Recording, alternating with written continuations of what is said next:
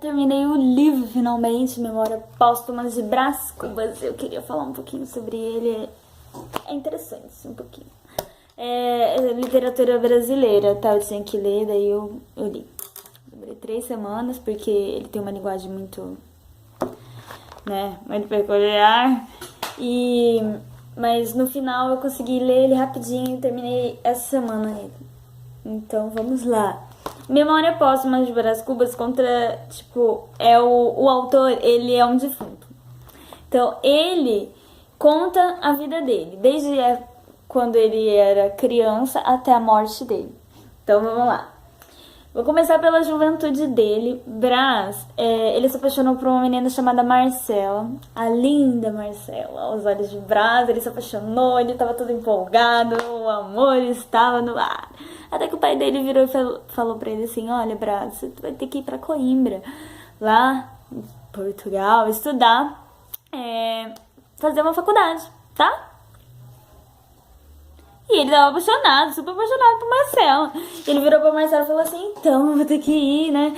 Porque meu pai, ele quer ir lá, por causa da política, né? Porque o pai dele queria que ele fosse alguém da política. Então falou: meu pai quer ir, eu não vou desapontá-lo. Vão comigo? Daí ela pensou, falou que foi. Na hora que chegou no dia, Marcela não foi. Marcela não foi com Brás.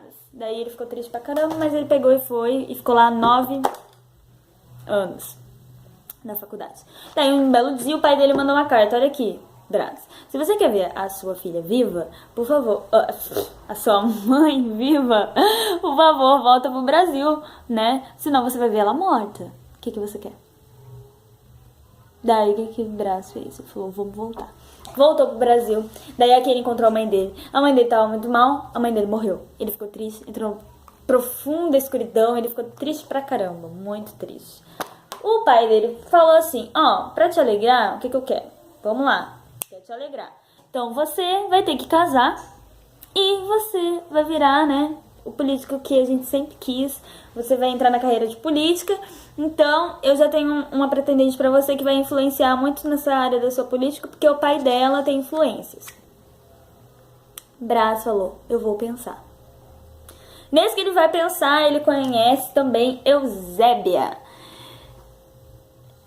que era uma senhora que lá na infância dele, ele tinha denunciado a veinha que tava catando o veinho no meio do mato e eles produziram um filhinho. Daí o que acontece? Ele chega pra Eusébio e fala: oi, eu sou aquele menino que se denunciou na festa. Daí ela fala: olha, essa aqui é minha filha, é a Eugênia.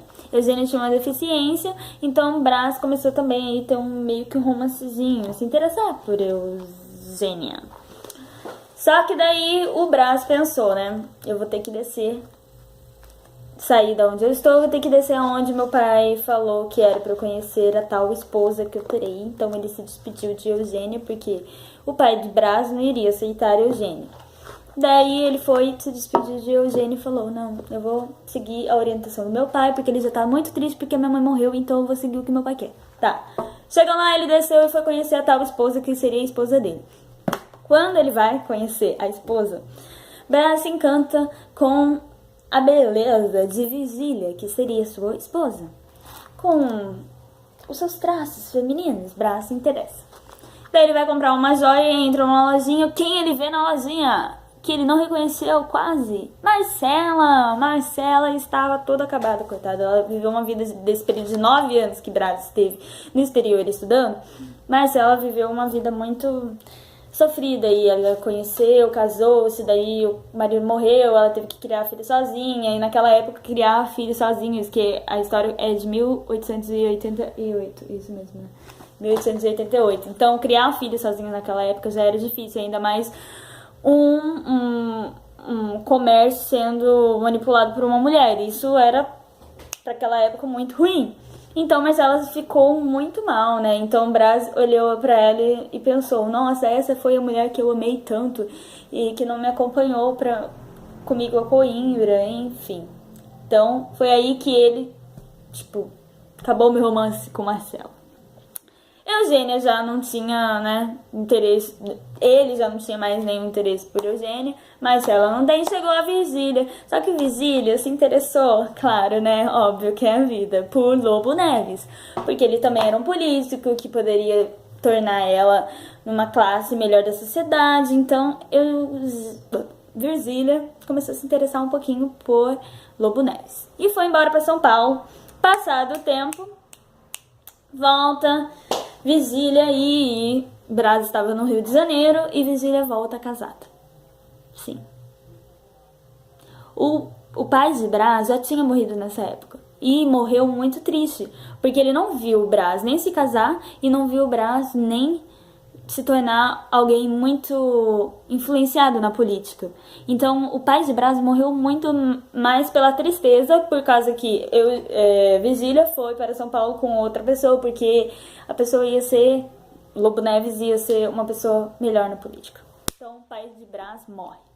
Ok, depois que o pai de Brás morre, Virgília volta já casada e com filhos. Tá, daí passa o tempo, a Virgília, né, encontra o Brás em um baile. Os dois valsam juntos, Lobo Neves tem o cara como brother, então, tipo, vê assim, nossa, cara, vamos aí, você gosta de política, eu gosto de política, nanana. E Lobo Neves nada desconfia. Aí começa o romance de Virgília e Brás Cubas, né, que eles vivem um romance escondido, mesmo Virgília estando casada com o Lobo Neves. Então começa aquele reboliço naquela época, né, escondidinho, mandando cartinha, mandando um monte de coisa. Então, muitas coisas acontecem, na história, tudo. Enfim, quase descobriram, daí mandaram pra Lobo Neves que eles estavam tendo um romance, então o romance dos dois acaba depois de um período. Muita coisa aconteceu, mas para aí, né? Daí, nisso acaba o romance de Virgília e Lobo Neves, Brás Cubas. Porque ela amava também o seu marido. Ela amava Brás, mas amava muito o seu marido e não teria como ela largar. E ela não largou o seu marido pra ficar com Brás. Daí passa muito tempo, ele vê a morte de Marcela morre, ele vê uma morte de uma senhorinha, vê amigos dele que morreu, então durante a vida dele ele foi vendo. E Brás já tinha 50 anos, e ele não tinha se casado, não tinha se tornado nada, tudo, e ele viu também a morte de Lobo Neves. Depois de muito tempo, Lobo Neves morre, e ele vê a tristeza que Virgília ficou no enterro e tal, tudo. Mas eles não ficam juntos. Então, no final da história, que revolta, que foi a vida de Brás Cubas, ele deixa: não tive filhos, não transmiti a nenhuma criatura o legado da nossa miséria. Então, Brás Cubas, ele não se tornou nada na política. Ele não se casou com ninguém. Ele não fez nada. A revolta é isso, ele não consegue encontrar, porque ele amou tanto, teve tantos amores, e ele não ficou com ninguém no final. Tipo, que triste história.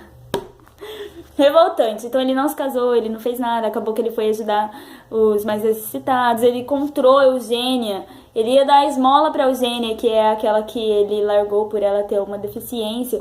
Ele ia dar esmola, daí ele falou: não, melhor não vou dar uma esmola a ela, vai pegar mal, e eles nunca mais se viram. E essa história de memória póstuma de Brás Cubas é revoltante, tipo, eu fiquei revoltada. Ele não ficou com ninguém, não acredito, e não teve filhos. Muito triste, eu achei que ele ia, pelo menos depois da morte de Lobo Neves, ele ia ficar com Virgília, mas ele não ficou. Então ele morreu, né, tal.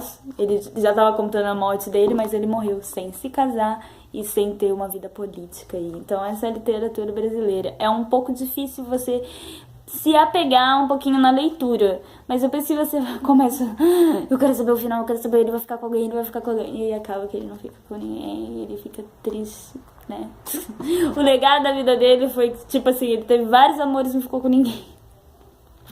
Mas essa é a história de Brás, né, foi interessante ver a história dele, e é uma história que conta como a atualidade também tem várias coisas, né, que na época se passava, então mudou, tipo, os anos, mas tem várias histórias parecidas nesse livro aqui, como a traição, como política, tipo, essas coisas de política. É muito legal. E é isso. Revolts, Machado de Assis.